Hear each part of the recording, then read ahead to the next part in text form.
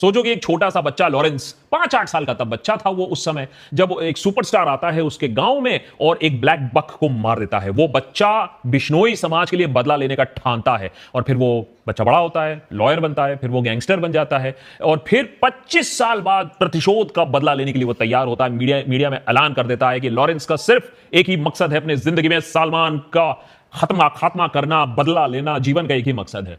वैसे तो वो जेल में बंद है, लेकिन 700 से ज्यादा गैंग मेंबर्स का इस्तेमाल करके वो अपने सुपरस्टार राइवल का एक एक करके दोस्तों को खत्म करता है और एंड में एक फिनाले होता है बिटवीन लॉरेंस एंड सलमान।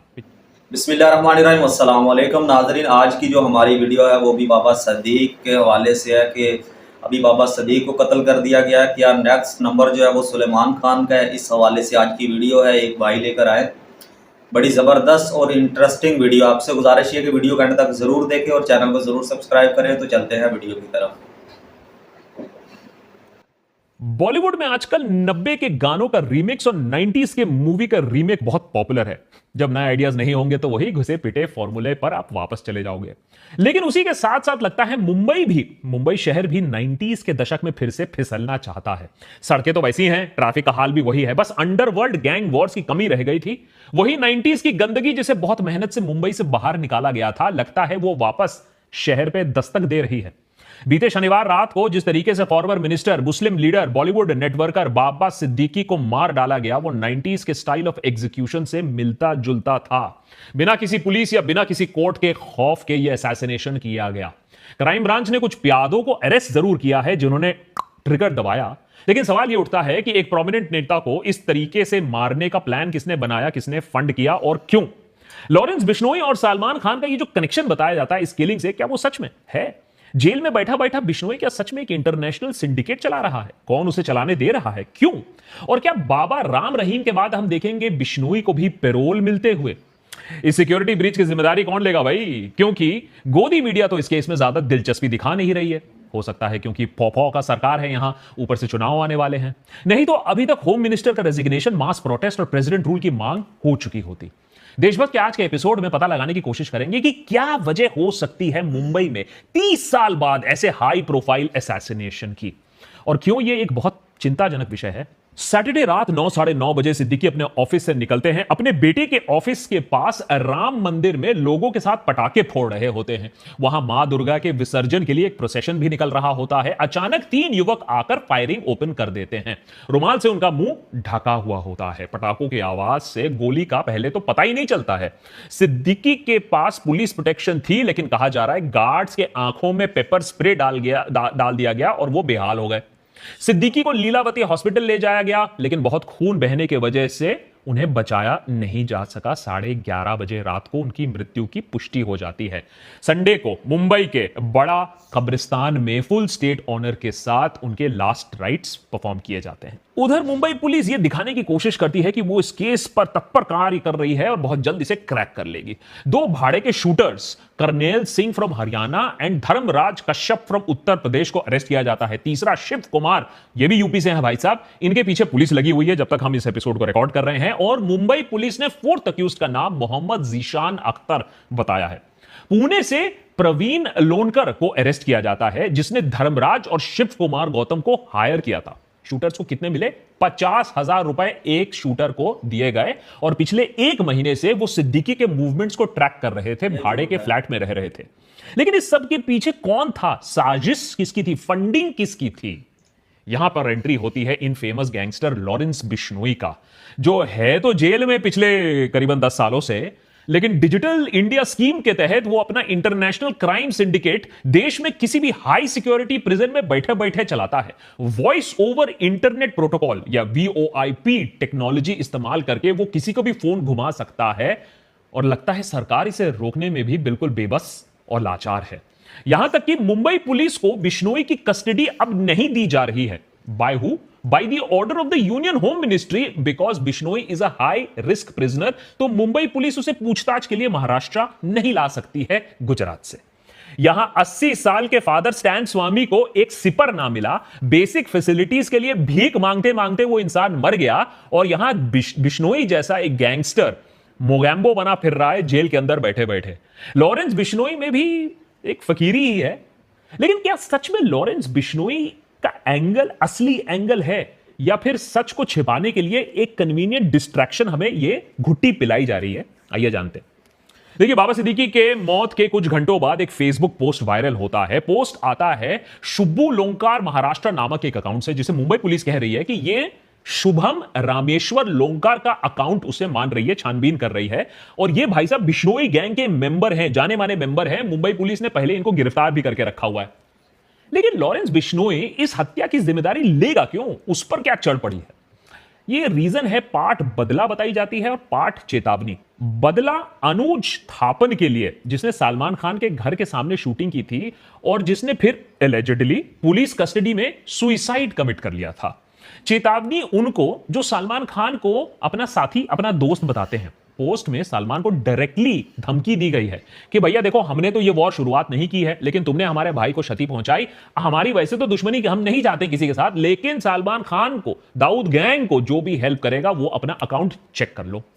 साथ ही साथ इस बात को हाईलाइट करने की कोशिश की गई कि बाबा सिद्दीकी की तारीफ जो इतने लोग कर रहे हैं, वो भूल जाते हैं कि उनका पास्ट भी उतना साफ नहीं है।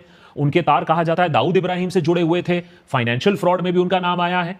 लेकिन जो भी हो, जैसा भी केस हो, जो भी एलिगेशन हो, फैक्ट तो यही है कि 3 दशक बाद मुंबई के बीचों बीच ऐसी high profile gang war style killing देखने को हमें मिला है। 1990s में इसी तरीके से बीजेपी एमएलएस रामदास नायक और प्रेम कुमार शर्मा को मार डाला गया था, और शिवसेना के लेजिस्लेटर्स ऑल्सो विट्ठल चव्हाण और रमेश मोरे की भी हत्या ऐसे ही की गई थी, इतने ब्रूटल तरीके से।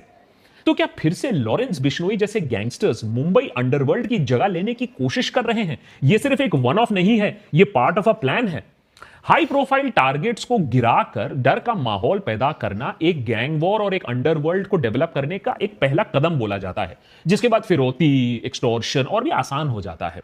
बिश्नोई गैंग को समझते हैं अभी देशभक्त पर, लेकिन बाबा सिद्दीकी को क्यों टारगेट बनाया गया? इसके पीछे भी तो कोई लॉजिक होगा। और मुंबई पुलिस कौन कौन से एंगल एक्सप्लोर कर रही है इस हाई प्रोफाइल मर्डर में, यह समझना बहुत जरूरी है। बाबा सिद्दीकी के तार बॉलीवुड से कई सालों से जुड़े हुए हैं, खास करके सलमान खान, शाहरुख खान। उनकी एनुअल इफ्तार पार्टी मुंबई के सोशल कैलेंडर में एक अहम दिन माना जाता है। ऐसे पार्टीज में politics, business, entertainment, deal making, alliances, सब कुछ होता है। 2013 में ऐसी ही एक पार्टी में सिद्दीकी ने सलमान खान और शाहरुख खान के बीच में 5 साल से चलती हुई एक कोल्ड वॉर को खत्म किया और दोनों के बीच में सुलह करवा दी। बॉलीवुड की इसी चकाचौंध के साथ साथ वो पॉलिटिक्स में भी एक्टिव थे। 3 बार एमएलए चुने जा चुके थे। Maharashtra minister of state for food and civil supplies रह चुके थे सिद्दीकी। सुनील दत्त, संजय दत्त, शिल्पा शेट्टी, खान, सबके करीबी माने जाते हैं बाबा सिद्दीकी। लेकिन क्या सलमान के साथ इसी करीबी रिश्ते की वजह से उनकी मौत हुई, उन्हें मार डाला गया? कुछ लोग तो यही बात मानना चाहते हैं। वो कहते हैं केस क्लोज करो भाई, लॉरेंस बिश्नोई ने बोल दिया है, अब हम कुछ नहीं कर सकते, घर जाओ, खत्म, टाटा, गुड बाय। लेकिन सच में क्या ऐसा हो सकता है? अगर यह कहानी सच है कि बिश्नोई ने सिद्दीकी की हत्या कर दी सिर्फ इसी वजह से क्योंकि वो सलमान खान का करीबी था, तो हमें अपने बॉलीवुड का अगला 1000 करोड़ ब्लॉकबस्टर मूवी स्क्रिप्ट मिल गया है। सोचो कि एक छोटा सा बच्चा लॉरेंस, 5-8 साल का तब बच्चा था वो उस समय, जब एक सुपरस्टार आता है उसके गांव में और एक ब्लैक बक को मार देता है। वो बच्चा बिश्नोई समाज के लिए बदला लेने का ठानता है, और फिर वो बच्चा बड़ा होता है, लॉयर बनता है, फिर वो गैंगस्टर बन जाता है, और फिर 25 साल बाद प्रतिशोध का बदला लेने के लिए वो तैयार होता है। मीडिया में ऐलान कर देता है कि लॉरेंस का सिर्फ एक ही मकसद है अपनी जिंदगी में, सलमान का खात्मा करना, बदला लेना, जीवन का एक ही मकसद है। वैसे तो वो जेल में बंद है, लेकिन 700 से ज्यादा गैंग मेंबर्स का इस्तेमाल करके वो अपने सुपरस्टार राइवल का एक एक करके दोस्तों को खत्म करता है, और एंड में एक फिनाले होता है between Lawrence and Salman. Picture का नाम हो सकता है ब्लैक बक का बदला। ये मजाक की बात इसलिए मैं बता रहा हूं क्योंकि कुछ लोग इस चीज को मानने के लिए तैयार हो चुके हैं कि यही एक रीजन है। लेकिन एक दूसरा लेस ग्लैमरस एंगल भी हो सकता है इस किलिंग के पीछे। सिद्दीकी का एरिया ऑफ इंफ्लुएंस है बांद्रा वेस्ट, ये एक प्राइम रियल एस्टेट जोन है। सिद्दीकी का बिल्डर्स के साथ रिलेशंस बहुत ही गहरे थे, क्लोज थे। बिल्डर्स सिद्दीकी जैसे नेता के पास आते अपने अप्रूवल्स पास कराने के लिए। बाबा सारे अप्रूवल्स, डिस्प्यूट्स, परमिट्स में मदद करते। लेकिन जैसा कि अक्सर होता है, ऐसे चीजों में प्रॉब्लम्स आ जाती हैं, डिसएग्रीमेंट्स हो जाती हैं। सिद्दीकी पर आरोप यह है कि उन्होंने डूबियस डील्स में रोल प्ले किया है in the past, political power को फाइनेंशियल गेन्स के लिए इस्तेमाल किया है, बिल्डर लॉबी को पॉलिटिकल पावर रिटेन करने के लिए इस्तेमाल किया है। 2018 में ईडी ने बाबा सिद्दीकी के करीबन 500 करोड़ के एसेट सीज कर लिए। एलिगेशन यह था कि as chairman of the Maharashtra housing and area development authority या MHADA 2000 से 2004 तक सिद्दीकी ने पिरामिड डेवलपर्स को बेनिफिट किया स्लम रिहैबिलिटेशन प्रोजेक्ट के सिलसिले में। ओवरऑल इसको बोला जाता है 2000 करोड़ से ज्यादा का स्कैम था।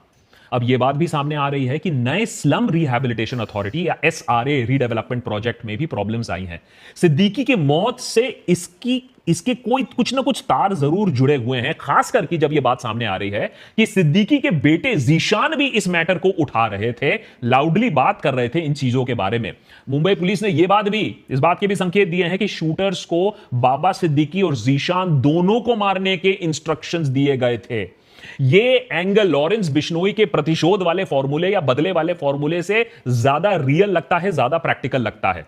और एक तीसरी पॉसिबिलिटी भी हो सकती है कि किलिंग तो ये पैसों को लेकर, बिजनेस को लेकर, डीलिंग को लेकर हुई है, लेकिन लॉरेंस बिश्नोई ने सुपारी लेकर इसे एक anti Salman, anti Dawood, anti Bollywood, anti corruption, pro India motive दे दिया है। और यह भी बहुत ज्यादा पॉसिबल है क्योंकि दाऊद और छोटा राजन गैंग के जाने के बाद मुंबई के अंडरवर्ल्ड के स्पेस को बिश्नोई लेना चाहते हैं, जेल से ही सही। और ये स्पेस आप सिर्फ गन्स से नहीं, आपके पास एक ना एक आइडियोलॉजी, एक स्टोरी होनी चाहिए और उसी स्टोरी का इस्तेमाल कर रहा है बिश्नोई। बात है 1998 की, राजस्थान की। हम साथ साथ हैं कि शूटिंग चल रही थी। सलमान खान पर आरोप यह है कि उन्होंने 2 ब्लैक बक्स का शिकार किया था। उस समय 5 साल की जेल की सजा भी सुनाई गई थी, लेकिन फिर बाद में उन्हें बेल मिल गई थी। ब्लैक बक जो बिश्नोई कम्युनिटी के लिए होता है, उसे पवित्र मानते हैं वो, और वो उन्हें अपने स्पिरिचुअल लीडर गुरु भगवान जंबेश्वर का रीइंकारनेशन मानते हैं। ब्लैक बक्स को बिश्नोई समाज अपनी आइडेंटिटी का एक हिस्सा मानते हैं। अब इसी बात का इस्तेमाल करके, बिश्नोई समाज के इमोशंस का इस्तेमाल करके लॉरेंस बिश्नोई ने एक स्टोरी बना ली है और सलमान खान के अगेंस्ट एक फ्रंट खोल दिया है। वो सलमान की 1998 के क्राइम को पनिश करना चाहते हैं, और अगर करना चाहते तो अच्छी बात है, अगर वो लीगली करे तो। लेकिन यहां स्टोरी तो उल्टी ही है। लॉरेंस बिश्नोई खुद लॉरेंस ऑफ अरेबिया तो है नहीं। पुलिस का मानना है कि वो underworld gangs led by Dawood Ibrahim, Chhota Rajan, Ravi पुजारी के खात्मे के बाद, जिनमें 15 साल लग गए इनको खत्म करने के लिए, अब लॉरेंस बिश्नोई इनकी जगह लेना चाहते हैं। अभी तक बिश्नोई गैंग नॉर्थ इंडिया में ऑपरेट करती है, लेकिन यह अटेम्प्ट क्लियरली हो सकता है मुंबई में अपनी ऐठ जमाने के लिए। लॉरेंस और जिगरी यार गोल्डी ब्रार ने पंजाब यूनिवर्सिटी में अपनी करियर की शुरुआत की। पहले पॉलिटिक्स, फिर फुल टाइम क्रिमिनल एक्टिविटीज। 2 दर्जन केसेस हैं बिश्नोई पर, मर्डर, एक्सटॉर्शन वगैरह वगैरह। You get my point. कहा जाता है कि जेल के अंदर से 700 से ज्यादा शूटर्स कंट्रोल करता है बिश्नोई। इससे ज्यादा शर्म की बात हो नहीं सकती है हमारे सरकार के लिए कि जेल में बैठे बैठे, जेल में रहते हुए ऑलमोस्ट 10 इयर्स बिश्नोई की पावर बस बढ़ती ही रही है। पहले भरतपुर जेल में थे, फिर तिहाड़ जेल में आए अंडर मकोका चार्जेस, बहुत सीरियस चार्जेस होते हैं, और अभी साबरमती जेल में आराम फरमा रहे हैं राजा साहब under cross border drug smuggling. मैंने क्रॉस बॉर्डर ड्रग स्मगलिंग भी करिए, जेल में आराम भी फरमाइए, और इंटरनेशनल नेटवर्क भी आप चला सकते हो अपने शार्प शूटर्स का। बहुत बढ़िया। बिश्नोई समाज के लिए बदला या अपनी ऐंठ जमाने के लिए एक और मूव, लॉरेंस ने तो कह दिया है कि सलमान से दोस्ती सबको भारी पड़ेगी, और किया भी ऐसा काम है। गिप्पी गरेवाल के घर पर फायरिंग करवा दी। क्यों? क्योंकि उसने सलमान को अपने भाई जैसा माना। सितंबर में वैंकूवर में एपी ढिल्लों के घर पर फायरिंग करवा दी क्योंकि उसके वीडियो में सलमान खान था।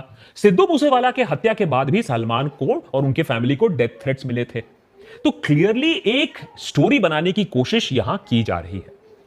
लेकिन ये एपिसोड मैंने बाबा सिद्दीकी के शॉकिंग मर्डर के बारे में या सलमान खतरे में है के बारे में सिर्फ नहीं बनाया है। जो लोग मुंबई को जानते हैं उन्हें यहां एक पैटर्न दिख रहा है, ऑर्गेनाइज्ड क्राइम की शुरुआत का पैटर्न। 1982 में ग्रेट बॉम्बे टेक्सटाइल स्ट्राइक हुआ था, led by infamous union leader Datta Sawant. Mills हो गए थे ठप परमानेंटली, लोग हो गए थे बेरोजगार परमानेंटली, और अंडरवर्ल्ड क्रिमिनल्स का वहीं से जन्म हुआ था क्योंकि और कुछ करने को था नहीं। 1990s में बढ़ते बढ़ते अंडरवर्ल्ड का बोलबाला एकदम मैक्स पे आ गया था। सिटीजन्स, पॉलिटिशियंस, लॉ एनफोर्समेंट सब डरते थे मुंबई के अंडरवर्ल्ड से। 1993 के मुंबई सीरियल ब्लास्ट के बाद सरकार तब हरकत में आती है। दाऊद गैंग के खिलाफ और बाकी गैंगस्टर्स के खिलाफ एक सीरियस क्रैकडाउन ऑर्गेनाइज किया जाता है। अब उसी के साथ important note to note, liberalization का जमाना था, नए जॉब्स, नए अपॉर्चुनिटीज, नई इंडस्ट्रीज बने, तो शूटर्स जो चवन्नी के भाव पर मिल रहे थे वो थोड़ा सा मिलना कम हो गए। इंटरेस्टिंगली फिल्म फाइनेंसिंग को भी लीगल बना दिया गया था, तो अंडरवर्ल्ड का इन्फ्लुएंस थोड़ा कम होता है फिल्म फाइनेंसिंग के वजह से भी, जो उनके हाथ से निकल गया। लेकिन सिद्दीकी के इस तरीके से ओपन मर्डर से एक वार्निंग सिग्नल जाता है सरकार को कि फिर से एक और अंडरवर्ल्ड पैदा हो सकता है, जो सिर्फ 50-50 हजार रुपए में बड़े बड़े नेताओं को भी खत्म करवा सकता है। एनआईए का तो कहना है कि लॉरेंस बिश्नोई का गैंग डी कंपनी जैसे फैल रहा है। पंजाब, उत्तर प्रदेश, हरियाणा, महाराष्ट्र, दिल्ली, राजस्थान, झारखंड, और बेरोजगार युवा तो है ही है, तैयार हैं। सोशल मीडिया पर आप उन्हें रिक्रूट कर रहे हो, कनाडा भेजने के सपने आप उन्हें दिखा रहे हो, वो तो गैंग ज्वाइन कर ही लेंगे। और सरकार को शायद यह जवाब भी देना होगा कि अगर लॉरेंस इतने सालों से जेल में है तो इससे बाहर कम्युनिकेट करने की परमिशन क्यों दी जा रही है? कौन परमिशन दे रहा है? इम्पॉसिबल तो नहीं है इसे रोकना। क्या सरकार बिश्नोई को स्पेशल प्रिविलेजेस दे रही है? किसी तरीके के प्रोजेक्ट चलाया जा रहा है? कई अनकंफर्टेबल सवाल हैं, क्लियर जवाब तो है नहीं हमारे पास। लेकिन अगर देश और क्राइम का आप इतिहास पलटोगे तो एक चीज आपको साफ मिलेगा कि सरकार ने जब भी एक क्रिमिनल को पनाह दी है, उसे अपने काम के लिए यूज करने की कोशिश की है, बाद में सरकार को यह सौदा भारी पड़ा है 120%। फैसला सरकार को करना है कि मैक्सिमम सिटी मुंबई बनाना है ओपन फॉर बिजनेस, या मुंबई गैंग वॉर सिटी बनाना है जहां किसी को भी टपका दिया जा सकता है ओनली फॉर ₹50,000। और अगर आप इस बात को नहीं समझोगे, नहीं जगोगे, तो देखते जाओ कैसे लॉरेंस को कल बेल मिलती है और परसों एमपी की टिकट मिलती है। नेता बनने के सारे गुण वैसे में तो है ही उनमें। जी तो नाजरीन, ये थी आज की वीडियो। बहुत ही इंटरेस्टिंग वीडियो थी और बहुत कुछ इन्होंने बता दिया। जो बातें छुपी हुई थी, रुकी हुई थी, जो लोगों के जहन में नहीं भी थी, वो बातें भी खुलकर इन्होंने बताई अपनी इस वीडियो में कि गैंगस्टार जो है वो हो सकता है कि उनको इस्तेमाल किया गया हो। जो बिश्नोई ग्रुप है उसको इस्तेमाल करके उसका नाम फ्रंट लेट के उसका नाम आ रहा हो, पीछे कार्रवाई करने वाले कोई और बंदे भी हो सकते हैं। एक इसको नाम दिया जा रहा है कि सुलेमान खान ने एक काले हिरन का शिकार किया था काफ़ी साल पहले। मैंने उस वक्त सुना था, छोटा होता था मैं, बहुत साल पहले की बात है। उस वक्त 2 करोड़ का जुर्माना भी हुआ था। तो उसी वक्त की एक दुश्मनी चल रही है और बहुत सारी कड़ियां जो हैं इसके साथ जुड़ती भी जा रही हैं। तो देखते हैं कि आगे क्या होता है, क्या निकलता है। लेकिन इस तरह एक बहुत बड़े गैंगस्टर को जेल में रखना और इसको इतनी सहूलत देनी कि वो किसी को भी मरवा सकता है, वो मोबाइल फ़ोन यूज़ कर सकता है, तो ये किसी भी गवर्नमेंट के लिए ख़तरनाक होता है, किसी भी मुल्क के लिए ख़तरनाक होता है कि आप किसी तरह में किसी भी दहशतगर्द को इतनी सहूलत है। तो आज की वीडियो आपको कैसी लगी कमेंट करके ज़रूर बताएं। तो मिलते हैं नेक्स्ट वीडियो में, तब तक के लिए अल्लाह हाफिज़।